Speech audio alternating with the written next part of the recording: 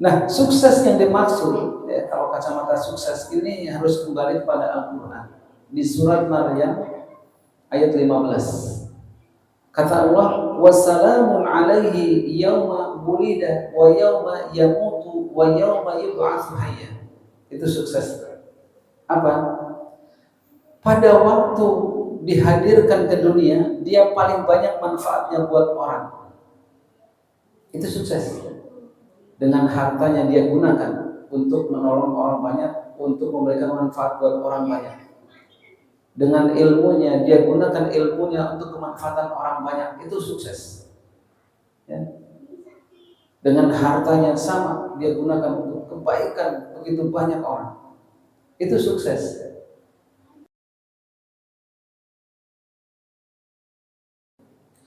Melanjutkan kajian kitab Nasaihul Ibad sampai kita di bab yang kedua.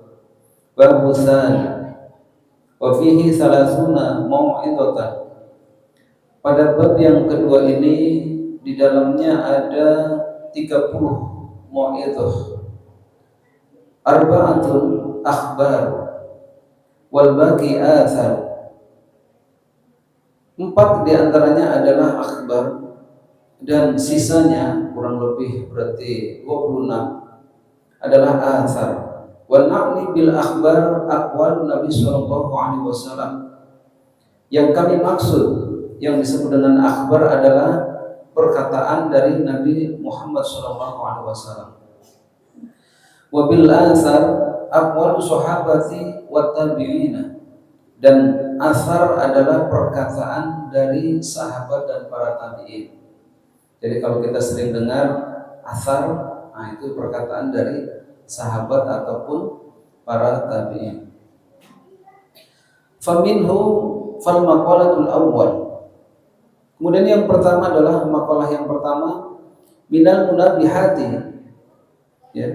Ini adalah dari nasihat-nasihat, ya, dari hamba Allah untuk kita semuanya untuk senantiasa mempersiapkan hari esok.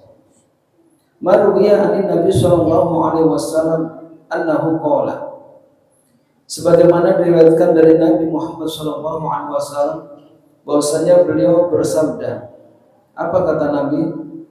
Khosratani la syai'a afdalu minhuma al-imanu billahi wan naf'u lil muslimin.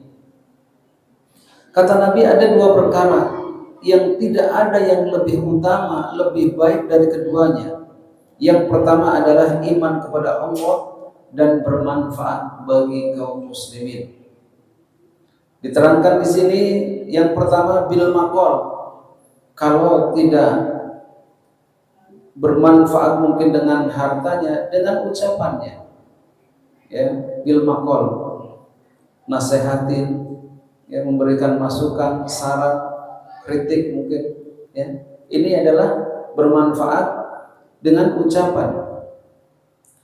Au bil jahi, atau dengan jabatan, kedudukan, ya. Kalau orang masih menjabat, biasanya powernya, kekuasaannya masih ada. Mumpung dia masih menjabat, gunakan jabatan itu untuk kemanfaatan bagi kaum muslimin. Ya, karena sebaik-baik orang itu adalah yang paling banyak manfaatnya. Khairun nas anfa'uhum linnas. Kalau tidak ada jabatan pun tidak bisa ngomong yang baik, tidak bisa memberikan nasihat. Kata ulama bil mal, dengan hartanya. Ya, dia punya harta, gunakan hartanya untuk kaum muslimin, ya, untuk manfaatan orang banyak. Bagaimana kalau nggak punya harta? Ya, au bil badani, dengan tenaga. Ya, musola atau masjid sedang membutuhkan, ya, misalnya biaya, waduh nggak ada biaya, ya, dengan badan, dengan tenaga. Intinya bahwasanya ada manfaatnya, ya. Qala Rasulullah sallallahu alaihi wasallam, man asbaha la yanwi dzulma ala ahadin ghufira lahu ma jana.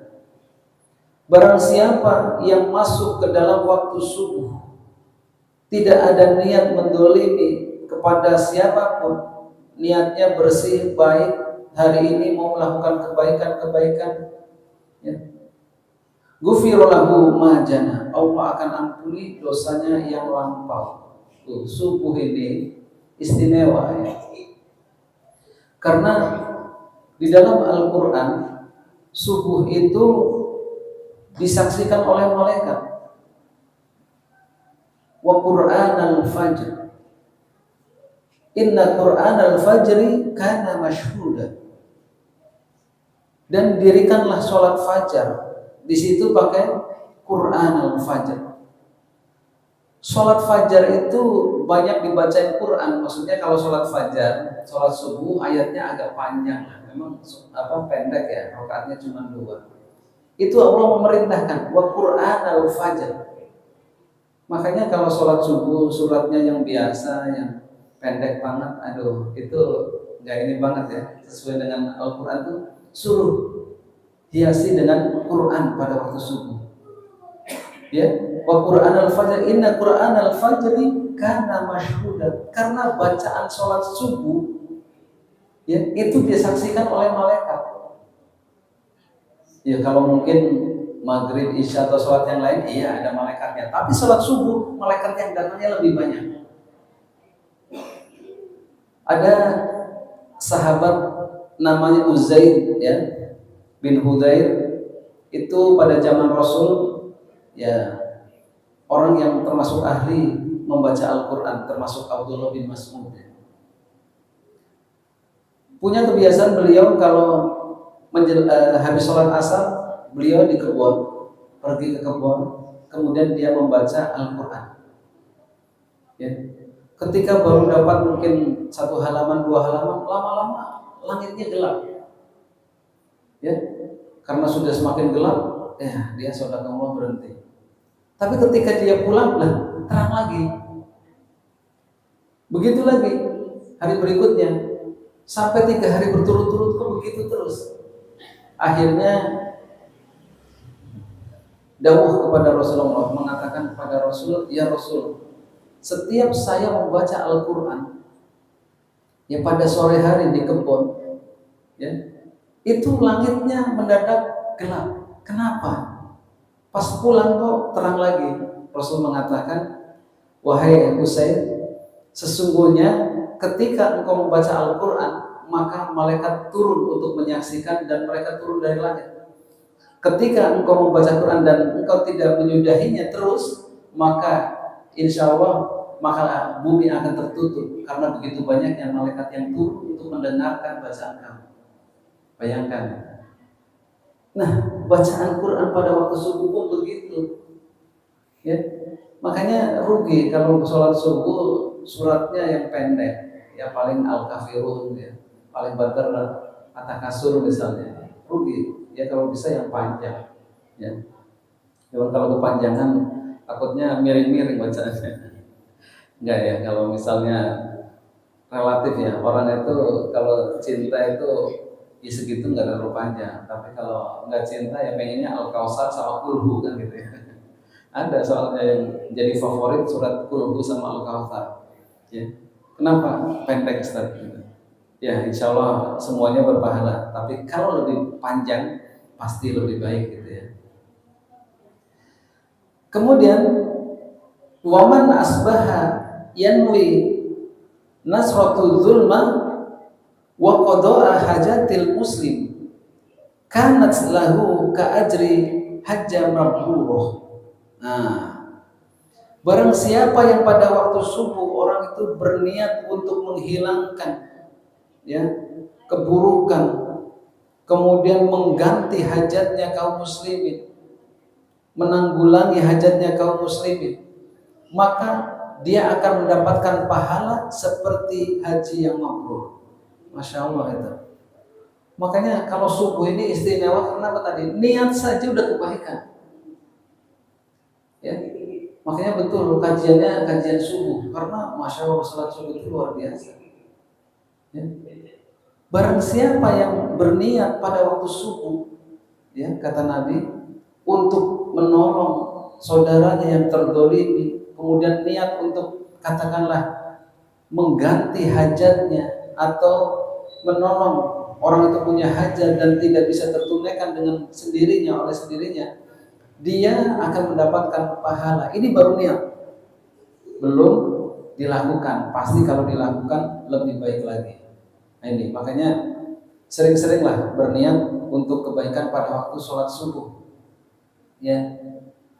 Wa qala alaihi salam, dalam hadis lain Nabi bersabda, ahabbul ibad, hamba yang dicintai, paling dicintai di sisi Allah, ilallahi ta'ala, anfa'un nas linnas, senantiasa bermanfaat bagi kaum muslimin. Ini yang paling dicintai oleh Allah. Jadilah orang yang paling banyak manfaatnya. Jangan sebaliknya ya. Orang sering bertanya, Ustaz, kalau sukses itu menurut Al-Quran bagaimana sebenarnya sukses itu? Kan kalau sukses menurut kita, menurut orang kebanyakan, yang dia itu sukses punya rumah, punya mobil, punya jabatan, ya jabatan yang tinggi, kemudian punya harta yang banyak, itu sukses ya. Ya, itu kan sukses dalam pandangan orang kebanyakan. Oh, sukses dia punya perusahaan, sukses tuh. Oh, sukses dia jadi bupati, sukses tuh. Tapi bagaimana dalam pandangan Al-Quran? Ya, kalau tolok ukurnya kesuksesan adalah jabatan, maka yang paling sukses itu Fir'aun, karena menjabat lama banget tuh. Kalau bupati kan 5 tahun, presiden 5 tahun, kalau ada penambahan berarti 10 tahun. Ya, paling banyak 10 tahun. Lah Fir'aun itu ratusan tahun, dari Fir'aun 1 sampai 7 ratusan tahun itu sukses berarti. Belum tentu ya. Nah, sukses yang dimaksud ya, kalau kacamata sukses ini harus kembali pada Al-Quran. Di surat Maryam ayat 15. Kata Allah, wassalamun alaihi yawma wulida wa yawma yamutu wa yawma yub'atsu hayya. Itu sukses. Apa? Pada waktu dihadirkan ke dunia, dia paling banyak manfaatnya buat orang. Itu sukses. Dengan hartanya dia gunakan untuk menolong orang banyak, untuk memberikan manfaat buat orang banyak. Dengan ilmunya, dia gunakan ilmunya untuk kemanfaatan orang banyak. Itu sukses. Ya. Dengan hartanya sama, dia gunakan untuk kebaikan begitu banyak orang. Itu sukses.